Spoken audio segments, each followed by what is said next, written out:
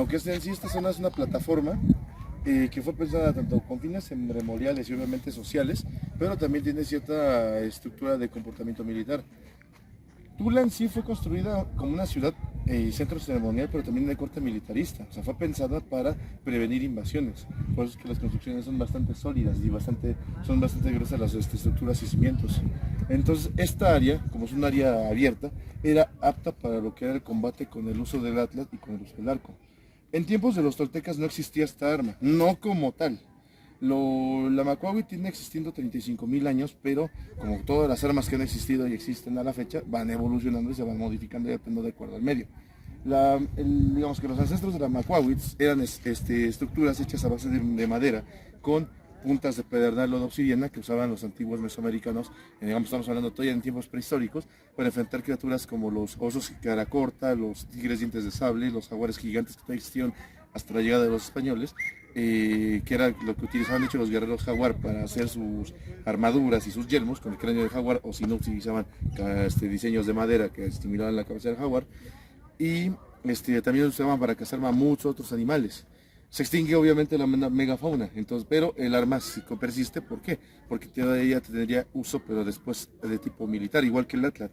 El atlat, dije, no lo traigo ahorita, era un arma que consistía en un bastón de madera acanalado que permitía lanzar objetos llamados agallas o dardos, que eran los propulsores para estas armas y que servían como una extensión del propio brazo para poder ejercer mayor distancia y mayor fuerza de penetración para cazar animales, y posteriormente se utilizó en la guerra. De hecho, las civilizaciones mesoamericanas y sobre todo los mexicas fueron las únicas que utilizaron esta arma para la guerra, ya que el atlas era un arma universal, como lo es la lanza, como lo es las armas de fuego convencionales modernas. Son armas universales que en todo el mundo se empezaron a producir, pero cada uno les dio su uso. Pero aquí en América fue el único lugar donde se les dio uso militar. Ahora, la Macuagüe, ¿cómo fue evolucionando? Los primeros indicios de una proto-Macuagüe los encontramos en Teotihuacán, en murales donde se observan hombres que portan un arma que era recortada de alrededor de unos 40-50 centímetros de hoja, que tenían prismas puntiagudos de obsidiana pedernal.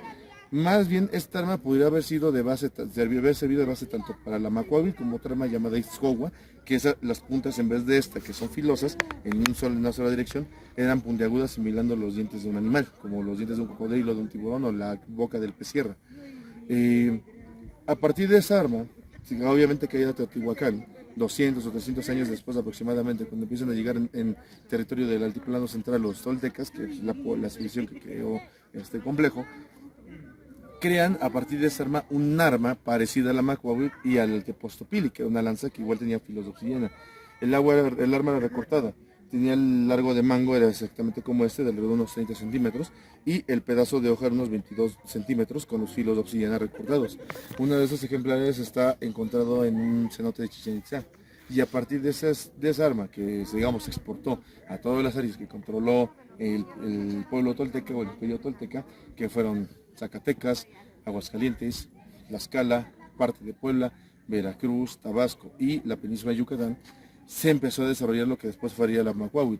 Quien la empezaría a desarrollar primero fueron los zapotecas y los mixtecas en sus enfrentamientos que tenían estos dos pueblos a la fecha, que siguen enfrentándose, étnicamente hablando, que tenían durante el tiempo de fines del clásico y durante todo el epiclásico y el postclásico antes de la llegada de los mexicas, donde tuvieron, digámoslo así, regañadientes que aliarse por un enemigo en común, que era el imperio mexica que estaba por florecer.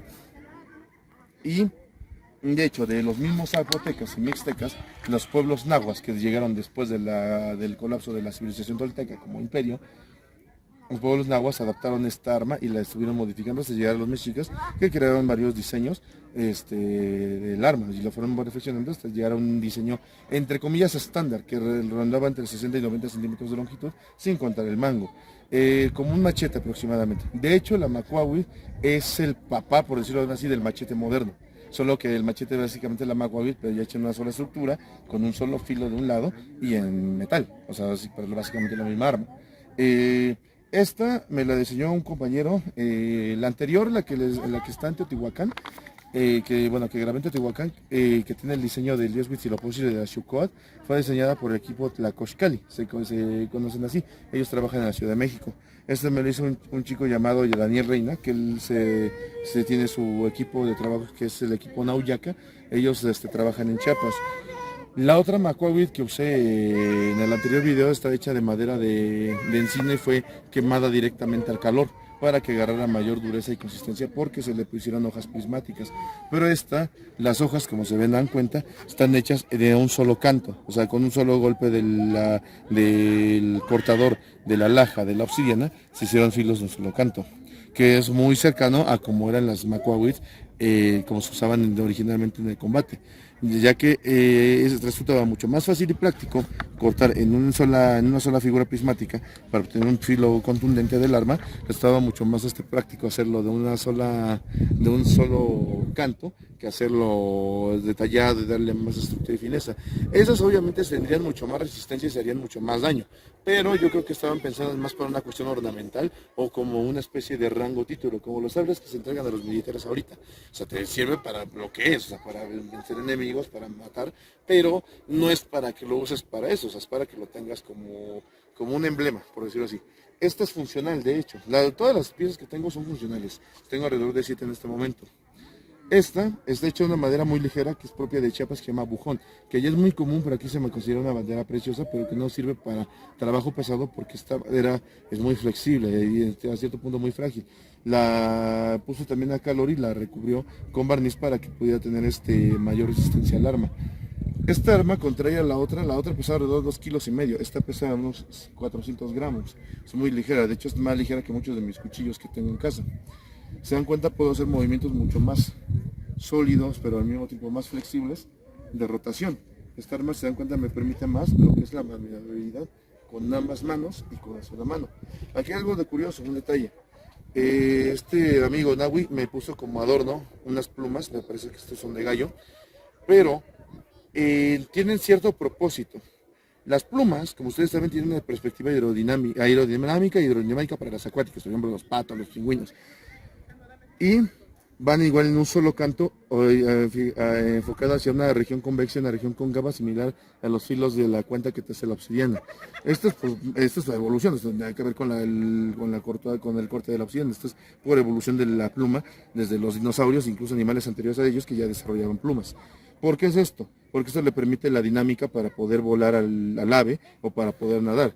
Las que no tienen esa perspectiva dinámica, que son otros tipos de plumas que tienen las aves, son para exhibición, recubrimiento y demás. Y eso tiene otras funciones, pero no es la idea darles una clase de aves, ni dinosaurios, ni de plumas, hablando de eso. ¿Por qué las plumas? Bueno, ahorita están un poquito maltratadas porque no las he conservado muy bien, que digamos. Pero la pluma me determinaba saber qué tan diestro podía ser con el arma. Si yo tenía un buen manejo del arma, iba a llevar, se supone que, como les había explicado en el otro video, tiene que ir acorde al movimiento de mi mano, a los movimientos de mi mano, de mis pies, porque básicamente esta arma es la extensión de mi mano. Como se dan cuenta, el movimiento que hago del arma está respetando el movimiento de la pluma. No quiere decir, soy un ultra experto, ni mucho menos. Al contrario, como les digo, yo no tengo ningún conocimiento marcial sólido. Yo me estoy basando en pura biodinámica asociada a la anatomía y fisiología humana para el movimiento del arma. Las plumas me indican en qué dirección voy moviendo el arma y si lo estoy haciendo de forma correcta. ¿Por qué? Porque si lo hiciera, digamos, de forma más burda, como diríamos esto y esto y esto, se maltrataría. Como se dan cuenta, aquí se acaban de abrir las plumas. Pero si vamos acorde al movimiento en doble mano o en una mano, como les he explicado, los giros y movimientos del arma, por ejemplo, con esta sí puedo hacer movimiento con un solo brazo. Se respeta la cadencia de la pluma. ¿Qué es lo que me indicaba? Que yo soy una persona apta para poder usar esta arma en combate, porque así podía meter movimientos de defensa, de ataque, maniobrar con una o ambas manos, independientemente que fuera diestro o zurdo, y sin dañar el arma. Ese era el propósito que se ponían las plumas en las armas. También se usaban las plumas, pero se ponían los filos en el sacrificio gladiatorio, en la piedra de Tizoc, pero eso lo hacían con fines tanto rituales como para dar cierta desventaja al combatiente. Que esto no fue muy propio en Tlahuicole, porque Tlahuicole, que fue un guerrero de origen otomí que servía a los tlaxcaltecas, fue uno de los considerados los guerreros más fuertes en la historia de México, logró vencer con una macuagui, que nada más tenía puros plumas de ave, logró vencer a 15 guerreros águila y jaguar mexicas. ¿Cómo lo utilizó? Principios de biodinámica. Como, no sé si alguna vez han cortado con la hoja de, una hoja de papel, el papel bond de esos para escribir. Cualquier cosa que le des un punto de canto y hagas un efecto de cuña de cualquier material, la puedes volver un cuchillo, o sea, un efecto de corte.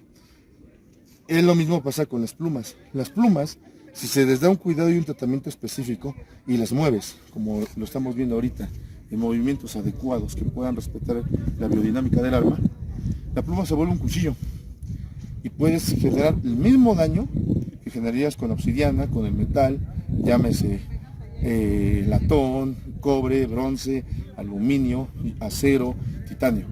Puedes generar el mismo tipo de daño en el enemigo. ¿Y qué era tú lo que buscabas con la macuagui cuando estabas haciendo solamente un combate, por ejemplo, en las guerras floridas? Tú no buscabas matar al oponente. Si buscabas matar al oponente, como les explicaba, das movimientos certeros directamente hacia el cuello para decapitar al oponente, pero no esperes que el oponente se quede parado. Va a bloquear con el escudo para tratar de que destruyas el arma. Entonces tienes que hacer movimientos sesgados para tratar de dañar el brazo, haciendo esto. No, lo que tú buscabas era inutilizar. ¿Cómo podías inutilizar? Haciendo movimientos de corte, de efecto de sierra, pegando en lo que sean puntos específicos de extremidades, rodillas, antebrazos, las articulaciones que conformaban el hombro, el codo, o utilizando el sistema de bloqueo de la punta para generar movimientos para fracturar articulaciones con la punta del arma. Esta, por ejemplo, por lo ligera que es, no estaría adaptada para eso, porque se dañaría la estructura de la madera.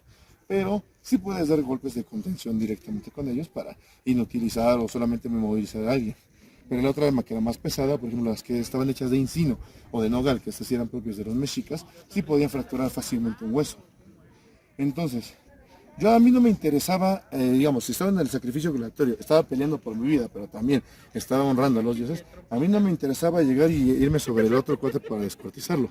Lo que yo iba a hacer eran movimientos defensivos, de bloqueo y de defensa, para evitar que me generara un daño con la propia macuagui del otro oponente. Podía utilizar ambas manos o una sola mano, dependiendo de cómo hubiera posicionado, y contraatacar haciendo movimientos de corte en puntos específicos donde pudieras causar una hemorragia. ¿Qué puntos específicos? Esta parte que es la zona interna del brazo, donde se intersectan el húmero y el cúbito y el radio, la articulación coxiquia, o sea, la articulación del codo. Aquí atraviesan dos venas importantes, que son las venas basilares, y atraviesa la arteria braquial y la arteria basilar. Tú haces un corte, no lo vayas a hacer directamente, se lo voy a cortar yo, profundo, lateral. En este punto desangras a una persona entre 5 y 30 minutos. ¿Qué otro punto? La arteria femoral, pero no exactamente la arteria femoral aquí, porque sería muy difícil que alguien se dejara, como les decía, con la guardia, que se dejara que pusieran el arma acá. Pero aquí tenemos lo que pasa, la arteria y venas plupopitleas, que están en la parte de atrás de la rodilla. Tú haces un movimiento de corte de este tipo, aparte de que vas a dañar los tendones y la persona que estás atacando no se va a poder parar, se te puede sangrar igual entre 15 y 30 minutos.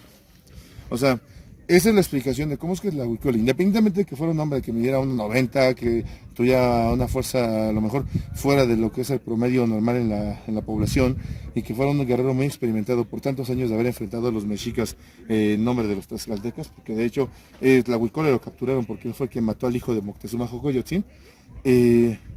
Algo que tenía era aplicación de la lógica. Cuando tienes un arma, tú lo que vas y sabes utilizar armas, vas a aplicar la lógica. ¿Y qué era lo que decía? No me voy a desgastar agarrándome a trancazos con 15 canijos a esperar a ver cuál me mete el primer cuchillazo, el primer macanazo. No, sino es buscar. Primero, esperar que ellos ataquen. Bien dice el dicho, el que pega primero pega 2 veces, pero el que pega después pega más. ¿Qué es esto? Esperar a que bloquee el arma con los movimientos de la misma arma que me dieran. Y aunque tuviera las puras plumas, por el efecto del movimiento de la pluma, yo iba a poder hacer en puntos específicos del enemigo, hacer cortes para dañarlo y para causarle la muerte. Y una muerte podemos considerar rápida y lenta, pero al menos no dolorosa, porque solamente perdería sangre, el paciente entra en choque hipovolémico, ¡pum!, se muere. Entonces es como pudo haber ganado Tlahuicole esas 15 batallas. no necesariamente utilizando la fuerza, sino utilizando la inteligencia, la lógica y obviamente física básica. Es lo mismo, o sea, y puntos de anatomía básica, generando daños en puntos que no requieres tanta fuerza para generar destrucción en el cuerpo. El cuerpo humano, para el contrario de lo que parece, tiene muchos puntos vulnerables. Los más importantes es el cuello, el cráneo, porque es donde está la masa encefálica, corazón, zona genital, no tanto por los genitales en sí, sino por toda la red vascular que hay en esta zona, y los puntos de intersección en las extremidades, porque es donde te atraviesan las arterias y las venas. Por ejemplo, aquí tenemos este músculo que se llama esternocleidomastoideo, que tiene muchas funciones: extender, rotar, lateralizar el cuello. También involucra un poco los movimientos de la masticación y del movimiento de la cara, para las acciones de la cara. Pero tiene otra función importante: actúa como un sistema de revestimiento que va a permitir lo que es el movimiento de la articulación glenohumeral, o también se llama manguito rotador u hombro, como se le conoce por toda la gente, para poder hacer este movimiento, que es la extensión lateral, hacia arriba y hacia abajo. ¿Por qué es importante esto? Porque en este músculo se conectan tendones que al mismo tiempo van a actuar como un sistema de revestimiento para aquí una arteria que pasa cerca de la clavícula, que es este hueso, que es la arteria subclavia. Si tú, como lo había explicado con la McCoy y la otra, pegas en este punto, si no tuviéramos aquí ningún tipo de músculos, ni tampoco el hueso de la clavícula que protegiera esta arteria, haces un movimiento certero de sangre a una persona. Es de hecho uno de los métodos con los cuales desangran a los borregos, por ejemplo, para sacrificarlos para el consumo. Pero obviamente una persona que hace ejercicio todos los días, que está en entrenamiento constante, este músculo va a estar totalmente tenso y resistente. Entonces, para poder generar un daño, tendrías que hacer una de dos: ejercer mucha fuerza para generar el daño de penetración y destruir tanto el esternocleidomastoideo y los músculos del hombro, para que el oponente no pudiera levantar el brazo ni hacer movimientos giratorios, como para poder llegar a la arteria. Entonces, ¿qué era lo que hacían? Mejor hacían un movimiento en cuchara que llegaba directamente al cuello y cortaba lo que era la arteria, las arterias carótidas y las venas yugulares. ¿Qué otro punto? La axila es un punto también vulnerable.